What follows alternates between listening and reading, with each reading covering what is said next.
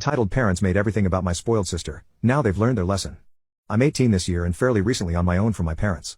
I have a sister about 10 years younger than me. She was an unplanned pregnancy for my mother and nearly didn't make it to term. I don't know many of the details of how rough my mother's second pregnancy was since I was never told much, but I do know that it was so hard on her body that my mother could no longer have kids after my sister was born. She was in and out of the hospital repeatedly that year.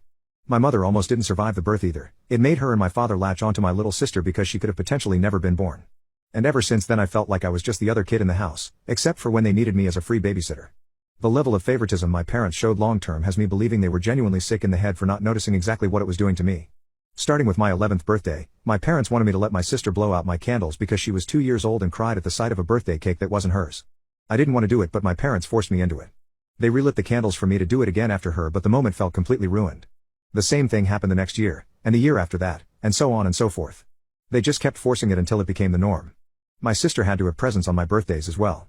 I never got any on hers, and when I asked why, they just told me that I'm a boy and boys don't need to worry about it as much. I know I was a kid, but did they really think that was a smart thing to say? In addition, my parents would always choose a place my sister would like to be at more than me on my own birthday.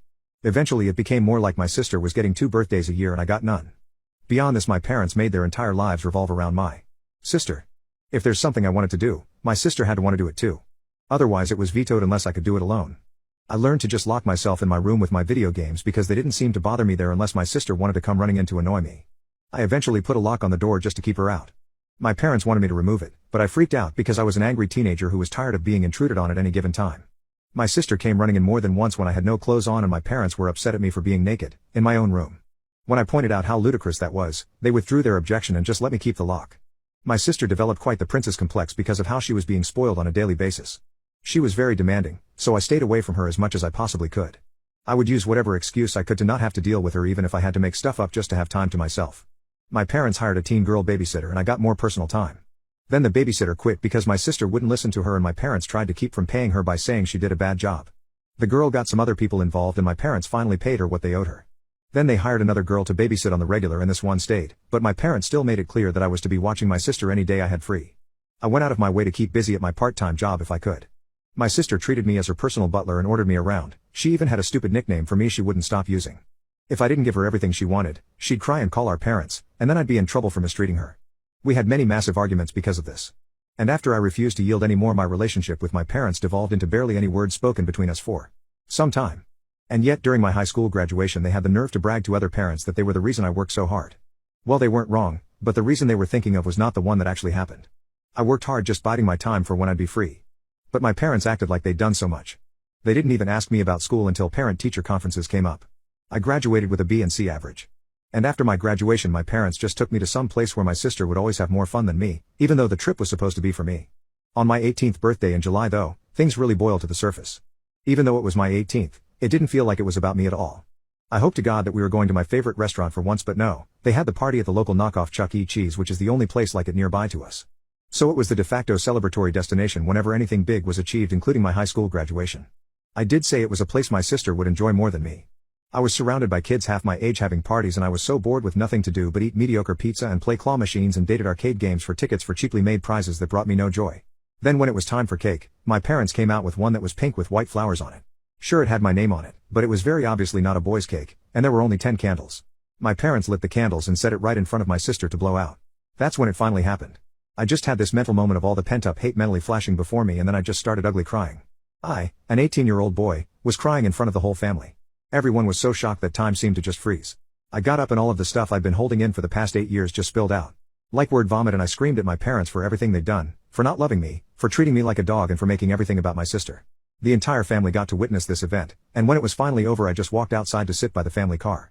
Several relatives trailed out after me to say they were sorry and that they didn't know about the pink cake because my parents kept it covered till it was served. I said it didn't matter that they didn't know. They all sat back and watched as my life was taken over by Little Miss Sunshine for the past 8 years. I had no real birthdays or celebrations of my own, they were all about her. And then on the biggest birthday of my life they all expected me to just smile and nod like always while they handed my sister a cake that was entirely meant for her when it wasn't even her birthday. Some of them started giving me apologies, but they made the excuse that all this time they just thought I was okay with it because my parents said I was. I told them I was never okay with it and my parents forced it on me every year until I just pretended to accept it. I spread my arms out and asked them to look where we were. Does it look like the place I wanted to celebrate my graduation and 18th birthday? No one even tried to stick up for me all this time. I'm just the other kid while my sister got everything.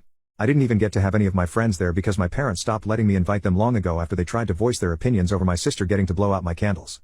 There are 365 days a year, and was it so bad to want one that was about me and not her? Instead, I'm treated like the greedy entitled brat for wanting my own birthday. Then I just went back to ugly crying. My father came outside by that point to yell at me for making such a huge scene. Because my mother was crying too, my sister was upset because I ruined her moment, and now everybody in there who saw me thinks they're bad parents. I ended up yelling at him that they are bad parents and he should know exactly why. Well, after I said that, the rest of the family descended on him like a pack of wolves. Better late than never, I suppose, but I'd never seen anything like it before. My father was practically backed right up to the restaurant front door, and then most of the crowd flooded back inside with him to have it out with my mother too. My grandparents stayed with me, and apologized for having their eyes shut so tight for so long. I don't know what was said to my parents in the restaurant, but it was roughly a half hour before they came back out. And when they did, they looked incredibly defeated. My mother was still sniffling after crying so hard, and neither of my parents could look me in the eyes. They both awkwardly apologized for what they did and then offered to redo the party elsewhere. But that wasn't really enough for the crowd. One of my uncles said ahem, rather loudly, and my parents said they'd never make me let my sister blow out my candles again, or give her presents on my birthday, or make any part of it about her. There was another ahem. And my parents also apologized for getting a cake that was obviously not even meant for me. And that they just felt like I wasn't worried about cake anymore at my age. Oh boy, was that the wrong thing to say. I became furious all over again and yelled at them that my age was irrelevant. They'd literally given my birthday to my sister and had no good reason as to why, and they knew it. Then I said there was no point in redoing the party because it's too damn late. They clearly showed that I mean nothing to them. They ruined 8 years of my life until I became an adult. What future birthdays with them could I possibly look forward to? Well, my father started to get angry at me for saying that, but when the entire family yelled at him, he shut up. My grandfather told him I'm exactly right.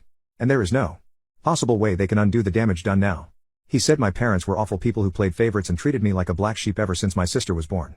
And what's more, they were all awful themselves because they just let it happen too. And I'm owed far more than an apology. I was owed my life back. My mother broke down again and tried to come closer to me while crying my name and apologizing. But I refused to let her anywhere near me. And half the family body blocked her from getting close. I just said I couldn't take this anymore and started to walk away. One of my aunts chased me down and brought me back. I could hear multiple family members yelling and cussing at my parents over what happened, but I was so upset I couldn't even feel happy for any bit of justice after all this time. And where was my sister when this was all going on? She was still in the restaurant all by herself eating cake and ripping open presents that were there for me. And if anyone was wondering, yes, my parents served her some cake after I cried and walked out. You'd think doing that wouldn't be their primary focus at the moment. But at least they were called out on it later. My grandparents got me to calm down and sit in their old minivan while everyone else cleared out the party. My sister threw a huge tantrum after being caught opening my presents, one of which was a brand new smartphone that she threw against the wall and broke because she wasn't allowed to keep it. She literally just got a brand new phone on her own birthday a few months earlier. I ended up being so upset that I was ranting that I never wanted to celebrate my birthday again. My grandparents let me stay the night over at their house, and when I came home I still didn't speak to my parents. My mother just kept crying because I wouldn't talk to her, and my father was as closed-mouthed as me. They would soon try to make things up to me, but it would only make things worse.